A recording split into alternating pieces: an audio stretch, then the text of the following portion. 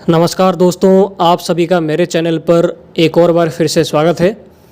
तो आज हम बात करेंगे अभी के सिस्टम का जो फॉर्मेशन हुआ है उसका लाइव कंडीशन अभी क्या है।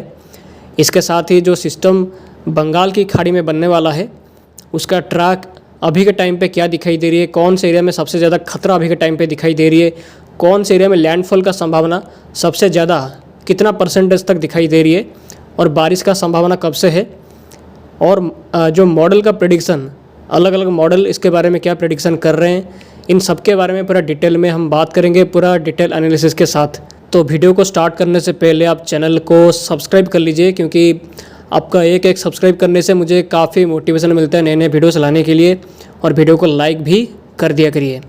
सब चलिए अपने वीडियो को स्टार्ट करते हैं। अगर हम अभी का सैटेलाइट मैप को देखेंगे तो यहाँ पर अरेबियन सी के दक्षिणी पूर्वी भाग के साथ दक्षिणी भागों में बादल की कंडीशन काफ़ी ज़्यादा घमाघोट तरीके से उभरता हुआ दिखाई दे रही है, जो कि इंडिकेशन कर रहा है कि यहाँ पे लो प्रेशर का फॉर्मेशन जो किया था वो इंटेंसीफाई धीरे धीरे करके कर रहा है और जल्द ही ये साइक्लोन का रूप भी ले लेगा। और वही बंगाल की खाड़ी के दक्षिणी पश्चिमी भाग के साथ दक्षिणी बंगाल की खाड़ी में बादल की कंडीशन भी दिखाई दे रही है, जो कि इंडिकेशन कर रहा है कि यहाँ पे एक साइक्लोनिक सर्कुलेशन का फॉर्मेशन कर चुका है। और बहुत ही जल्द, यानी कि अगले 24 घंटे में ये बंगाल की खाड़ी के इसी जगह के आसपास एक लो प्रेशर का फॉर्मेशन कर जाएगा। उसके बाद वो भी इंटेंसीफाई करने लगेगा। तो ये दोनों सिस्टम का आने वाले टाइम पे ट्रैक और इंटेंसिटी क्या रहेगा, इसके बारे में मैंने एनालिसिस किया था अभी, तो उसी के बेसिस पे ही मैं ये वीडियो बना रहा हूँ और आपको जानकारी भी दूंगा कि ये दोनों सिस्टम का ट्रैक अभी के टाइम पे क्या रह सकता है, इंटेंसिटी क्या रह सकता है, कौन से एरिया में खतरा है और कौन से ट्रैक का परसेंटेज कितना है। आप इस मैप को अगर हम देखेंगे तो ये जो मैप है, तो इस मैप को मैंने डिज़ाइन किया है अलग अलग मॉडल को देखने के बाद जो कंक्लूजन निकला उसके बेसिस पे ही ये फोरकास्ट मैं कर रहा हूँ। इस मैप को अगर हम पहले अरेबियन सी के सिस्टम को देखेंगे तो अरेबियन सी पे जो लो प्रेशर फॉर्मेशन किया उसका नाम को इन्वेस्ट 91A दिया गया है, और ये इसी जगह के आसपास है जो कि दक्षिणी अरेबियन सी के आसपास में है, जो कि भारत के पश्चिमी तट से काफ़ी दूर ये आ चुका है। और ये सिस्टम का ट्रैक इनिशियली ऐसे ही रहेगा।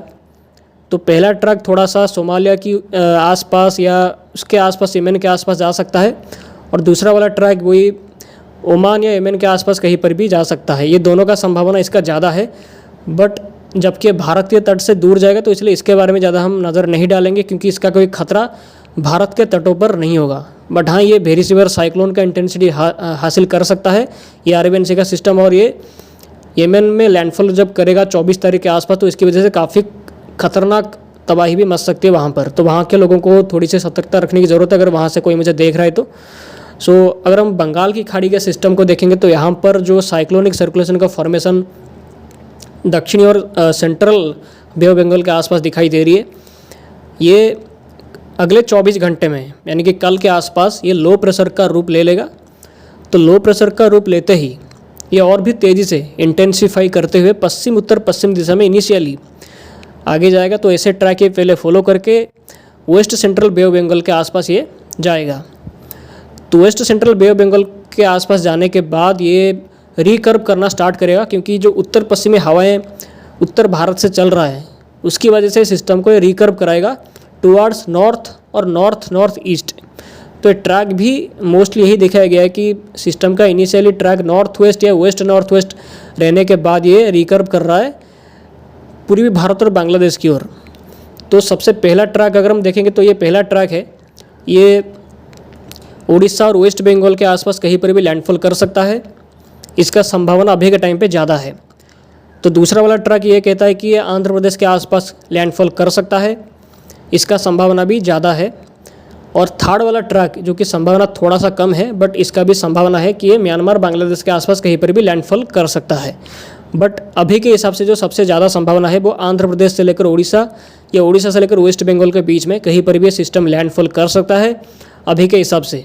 और इंटेंसिटी के बारे में अगर मैं बात करूँगा तो इंटेंसिटी जो मैंने डिफरेंट मॉडल को देखकर एनालिसिस किया, तो उसके बेसिस पे इंटेंसिटी जो मैक्सिमम मॉडल का प्रेडिक्शन है उसके हिसाब से इंटेंसिटी इसका सीवियर साइक्लोनिक स्टॉर्म का हाईली हासिल कर सकता है। अभी के हिसाब से सीवियर साइक्लोन होने का संभावना बहुत ज़्यादा है, मैक्सिमम 80 से 90% के आसपास संभावना है कि एक सीवियर साइक्लोन का रूप ये ले ले। साइक्लोन का रूप तो ज़रूर लेगा, इसमें कोई डाउट नहीं है, बट सीवियर साइक्लोन का रूप लेने का संभावना को भी ज़्यादा अभी दिखाई दे रही है।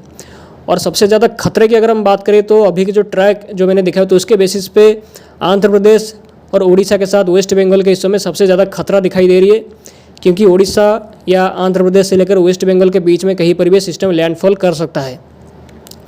और अभी के हिसाब से इसका लैंडफॉल के टाइम ये एक सीवियर साइक्लोन का इंटेंसिटी के साथ ही लैंडफॉल कर सकता है, जिसकी वजह से अगर ऐसा होता है तो इसकी वजह से खतरनाक तबाही भी हो सकती है, तो इसको भी इनकार नहीं किया जा सकता। बट एक्चुअली में इसका इंटेंसिटी कितना होगा, क्या ये वेरी सीवियर साइक्लोन का रूप लेगा या सीवियर साइक्लोन के रूप में ही सीमित रहेगा, अभी इसके बारे में थोड़ा सा कन्फर्मेशन नहीं है। तो डिप्रेशन के फॉर्मेशन के बाद जाके इसके इंटेंसिटी के बारे में और भी थोड़ा क्लियर इंडिकेशन मिलेगा। बट अभी के इस ट्रैक के हिसाब से 23 तारीख से ही जो बारिश का प्रभाव वो पूर्वी भारत के तटों में, खास करके आंध्र प्रदेश के साथ उड़ीसा के तटीय इलाकों में बारिश का प्रभाव इंक्रीज हो जाएगा, हवाओं का गति भी बढ़ जाएगा। 40 से 50 किलोमीटर रफ्तार से हवाएं की कंडीशन इंक्रीज हो जाएगी उड़ीसा और आंध्र प्रदेश के तटों में, जिसकी वजह से मछुआरों को समंदर पे यहाँ पर जाना नहीं चाहिए 22 तारीख से ही। तो अगर हम डिफरेंट मॉडल क्या प्रेडिक्शन कर रहे हैं उसको अगर हम देखेंगे तो ये जो मैप है ये नैपजेम का मैप है। तो नैपजेम मॉडल के हिसाब से ये सिस्टम का वही ट्रैक रहेगा, इनिशियली वेस्ट नॉर्थ वेस्ट, उसके बाद नॉर्थ वेस्ट जाने के बाद ये उड़ीसा आंध्र प्रदेश के आसपास कहीं पे लैंडफॉल कर सकता है 24 से 25 तारीख के बीच में। तो अगर हम CMC को देखें तो CMC का प्रेडिक्शन भी बिल्कुल वैसा ही है। CMC भी वही दिखा रहा है कि ये वैसे ट्रैक फॉलो करके उड़ीसा आंध्र प्रदेश के आसपास आने के बाद ये वहीं पे लैंडफॉल कर सकता है।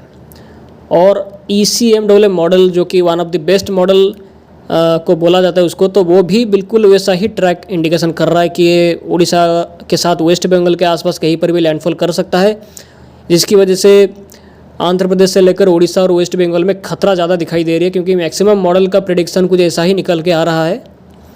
सो अभी के उसी हिसाब से बोला जा सकता है कि 23 तारीख से लेकर पूरे 27 तारीख के बीच में उड़ीसा, आंध्र प्रदेश और वेस्ट बंगाल के साथ पूरे उत्तर पूर्वी भारत के सभी हिस्सों में और बांग्लादेश के हिस्सों में भारी से अति भारी बारिश की कंडीशन होने वाली है।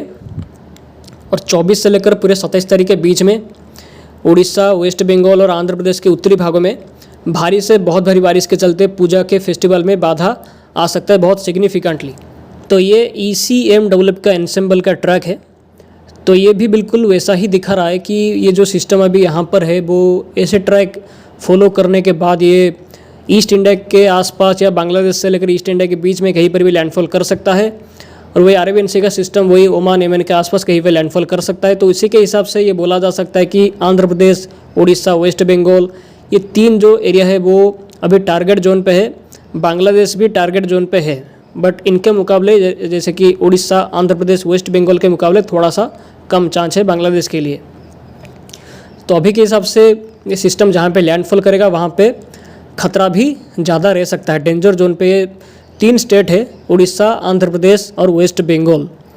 ये ट्रैक के हिसाब से उड़ीसा, आंध्र प्रदेश और वेस्ट बंगाल के लोगों को सतर्कता रखने की ज़रूरत है। वहाँ पे अभी से तैयारी करना स्टार्ट करना चाहिए लोगों को, क्योंकि 23 तारीख से ही बारिश का प्रभाव इन सभी हिस्सों में बढ़ जाएगा। और अभी के हिसाब से उड़ीसा और आंध्र प्रदेश और वेस्ट बंगाल में खतरा ज़्यादा है और विंड डैमेज भी वहाँ पर हो सकता है।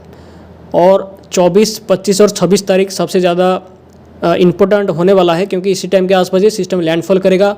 उड़ीसा या वेस्ट बंगाल के आसपास कहीं पर भी लैंडफॉल कर सकता है। सो इसलिए वहाँ के लोगों को तैयारी रखनी चाहिए, सतर्कता रखने की ज़रूरत है। तो यहाँ पर मैंने जो आपको इन्फॉर्मेशन दिया है वो पूरा क्लियर इन्फॉर्मेशन है कि जो सिस्टम का फॉर्मेशन बंगाल की खाड़ी में करने वाला है उसका खतरा आंध्र प्रदेश, उड़ीसा, वेस्ट बंगाल पे ज़्यादा है, बांग्लादेश पे भी ज़्यादा है। और बारिश का प्रभाव 23 तारीख से लेकर 28 तारीख के बीच में उड़ीसा, आंध्र प्रदेश, वेस्ट बंगाल के साथ पूरे बांग्लादेश और पूरे उत्तर पूर्वी भारत के सभी हिस्सों में रहने वाला है। और ये साइक्लोन से लेकर सीवियर साइक्लोन का इंटेंसिटी हासिल करने का संभावना इसका ज़्यादा है। और वेरी सीवियर साइक्लोन का कंडीशन को भी इनकार नहीं कर सकते। बट जब तक डिप्रेशन का फॉर्मेशन नहीं करता तब तक एक्चुअली लैंडफॉल कौन से एरिया में होगा उसको लेकर बोलना काफ़ी मुश्किल है। बट फिर भी आने वाले टाइम पे जो सिस्टम का फॉर्मेशन और थोड़ा क्लियरली होगा तो उसके बाद हम लगातार एनालिसिस ऐसे ही करते रहेंगे और मैं आपको लगातार इन्फॉर्मेशन लगातार दूंगा और पूरा क्लियरली सिस्टम को ट्रैक करेंगे और पूरे अच्छे से एनालिसिस भी किया जाएगा आने वाले टाइम पे।